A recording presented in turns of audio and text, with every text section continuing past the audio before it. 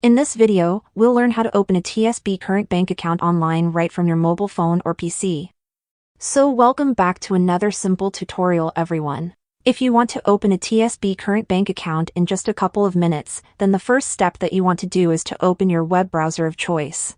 I'm on my iPhone, so I'll open Safari, but you can open any web browser you want. Now in the search bar, you want to type tsb.co.uk. So I'll leave the website link in the video description so you can open it from there.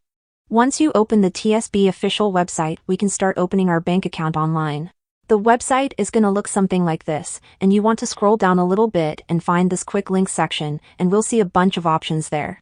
We want to click on this Find a Current Account. That's going to get us to this page where we can see the account types from which we can choose from. They have two different accounts, and they are the Spend and Save Plus and Spend and Save, and you will see the description for each type. You can see what it offers, what features it has, and so on. You can read this and select the account type that suits you best, and when you do that you can simply select the Ready to Apply button. Then we'll get to this page and you want to select this Apply Now button one more time. The next page is going to look something like this, where they will prompt you if you want to apply in the application or continue applying online. If you have their app installed on your device, you can continue in the application, but I'm going to continue in the browser since I'm already on their website and I don't have the app installed. Now we'll have to enter in our information. They'll ask us for our legal name, legal age, legal birth date, country of birth, and all that other stuff.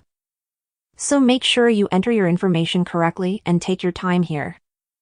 You will have to enter your correct information because they will ask you to verify your identity with your legal documents later on. Once you enter all of your legal information, you can scroll down to the bottom of the page and continue to the next step. You just have to follow the on-screen instructions from here and your bank account will be created. But in order to activate the account, maybe you'll have to visit the bank near you. Maybe you can activate it online, or maybe you'll have to go to the bank directly.